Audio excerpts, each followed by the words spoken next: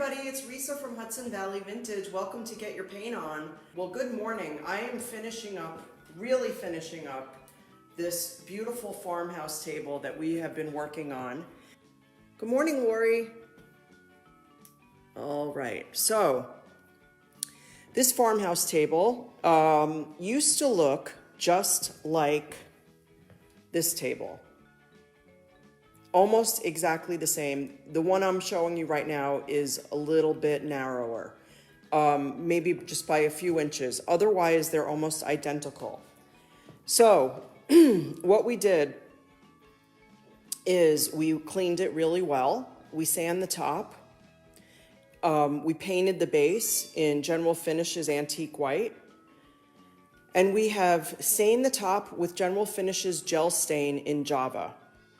Java is their darkest brown, and I believe from what they've told me, their most popular color, their most popular stain color. So I have applied 2 coats of the gel top coat, and I'm going to do a third and final coat with you guys. Now, you've seen us apply the coat before, but the reason I wanted to come to you live today is because I'm going to show you how I sand between coats. And the way that I'm going to do this is exactly how you would sand between coats for this top coat, any top coat that requires sanding between coats, or any stain that requires sanding between coats. So that's why I felt like it was important for you to see how to do this. Okay, there we go.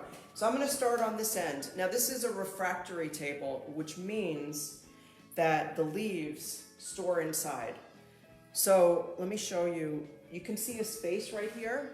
See from there to there? So this piece slides under here. So it's so cool because, you know, you don't have to store leaves. Storing leaves, I don't know if you guys have a dining room table, but storing leaves, I don't have one now that stores leaves, thank goodness, but storing leaves is just, I feel like it's a big pain in the neck. All right, so I am using a sanding pad. So we actually sell these. I get these from Fusion Mineral Paint, and I like to cut them in half. I just find that using the whole piece full is a little bit unwieldy, so I cut them in half. I don't know the exact grit on them, but it's very high. So it's in other words, it's very smooth. So the higher the number, the finer the grit. The lower the number, the grittier. I know that makes no sense, but that's the way they do it. I don't work for the sandpaper people. All right. So my last coat of top coat, you guys are gonna think I'm crazy, but I'll tell you what I did. So we did our first coat of top coat, and this is the top coat we're using, by the way. It's General Finishes Gel Top Coat. It comes in satin. So I did my first coat of top coat with you guys Wednesday night at 6:30, I'll say. So I did my first coat at about 6 o'clock. Yesterday, there we go, so you can see my face when I'm talking.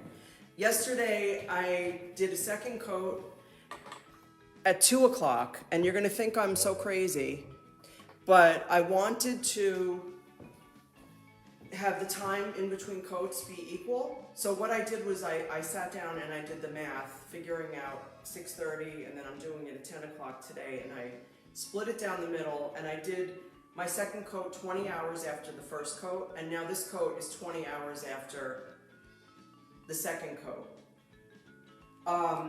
The can recommends, General Finishes recommends that you wait over 12 to 24 hours. I would go on the high end. I would wait 20 to 24 hours. And if you're in a humid situation, you might want to wait even longer. It's a little humid here. I probably would want to wait a couple more hours, but it's fine. It's completely dry, so we're good. So again, I'm using a sanding pad. It's very fine. It's probably above a 220, and that's what I'm using. Okay, it's also bendable and flexible. So the reason that this leaf is a little bit out and down is because we have it in that position. This is how you pull it out, and then you pull it up, and it matches up. We have it down because it's easier to do this work, and it'll dry and everything. So I'm gonna go ahead and start sanding. I am applying almost zero pressure. And the way that I'm sanding, I'm not exaggerating how fast I go.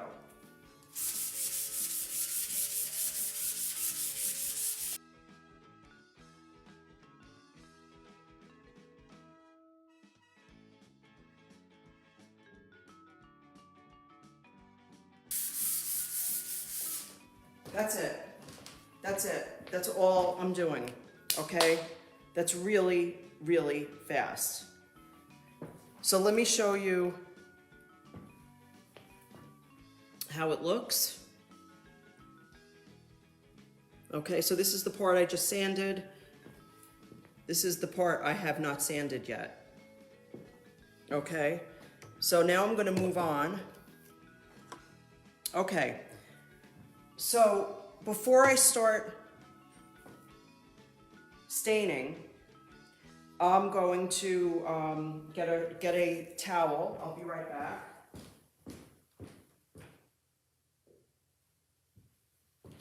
And I'm just using like a rag towel. And I'm just gonna wipe off all the dust. And by the way, I don't know if I mentioned this when I was sanding. I was sanding with the grain.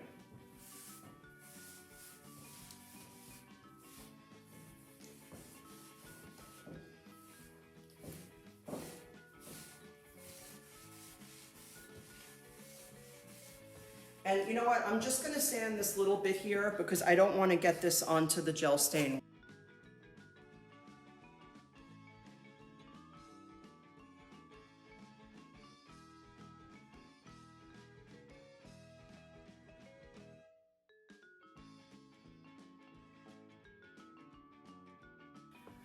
Okay, I'm using General Finishes Satin Top Coat. It's the gel top coat. It's oil-based and, excuse me, the stain is oil-based as well. Okay, so it's clear. It almost looks like a Vaseline-y look, but it goes on clear. See that? And I'm just gonna mix it up really well.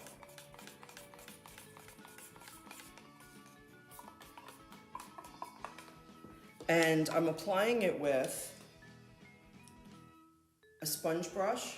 This is a 2-inch sponge brush. I also have a 1-inch on hand, just for edges and stuff.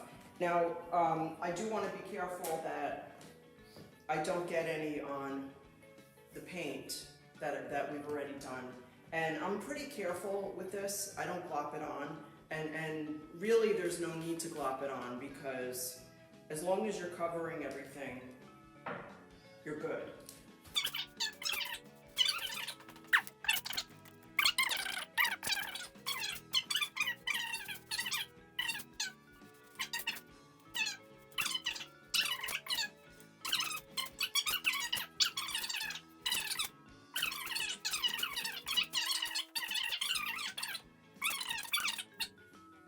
Okay, what I'm gonna do, because when I did this the first time, I found that as I was wiping it back, I was running into the other side of the grain.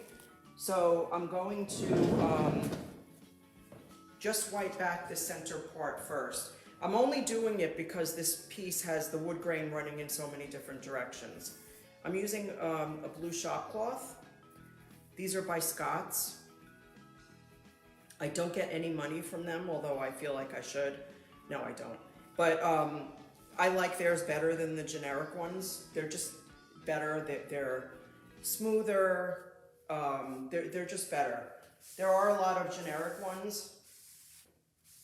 I've tried them. I don't like them.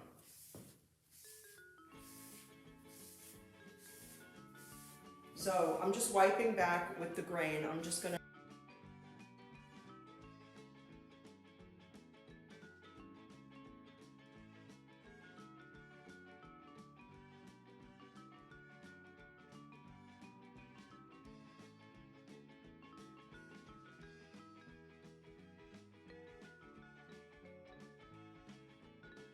Okay. Now, let's move on to the rest of it. So now I'm gonna do the outside parts.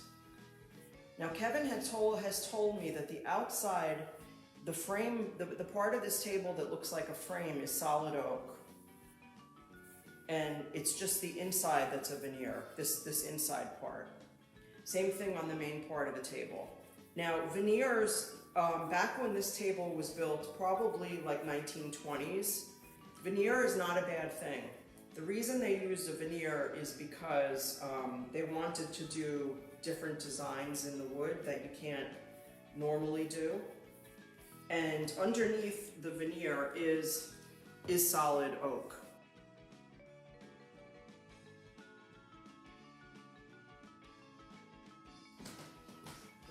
Okay, so that's all done. And you may wanna, when you're doing this, you might wanna like bend over and look and just make sure that you don't have any spots where you didn't get the top coat. Now, staining with gel works exactly this way. It's the same kind of a product. Now, if you have an oil-based top coat that you really love working with, but you want to use the gel stain, you can use a different oil-based top coat. It doesn't have to be the gel. I like to use the gel with the gel, but like I said, if you have another product that you really love, you can use that too, as long as it's oil-based. You do not want to use a water-based product over an oil-based product.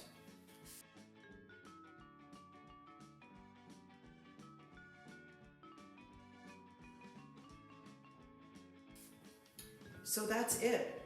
I've applied my third coat of top coat using the satin gel stain top coat, and it looks great. It really does. It's going to dry a little bit less shiny. It's going to dry more of a satin finish, so it's going to look like it has a little bit of a sheen. So it's going to have a little bit more of a sheen rather than gloss, but it will have a nice look. It is a beautiful finish. Yeah, I really love it. It's not completely matte, and it's not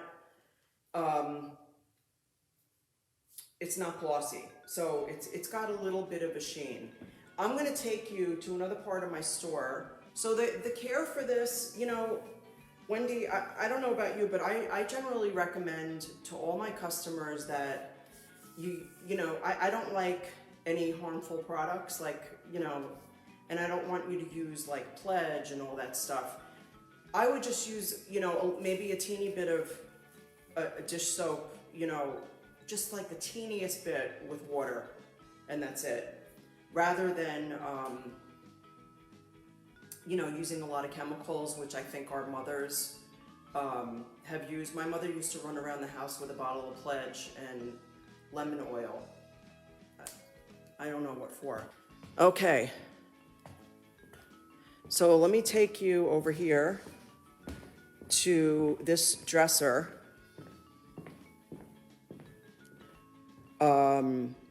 This dresser is painted in paint couture in vintage flair, but the top was sanded down and stained with the gel stain.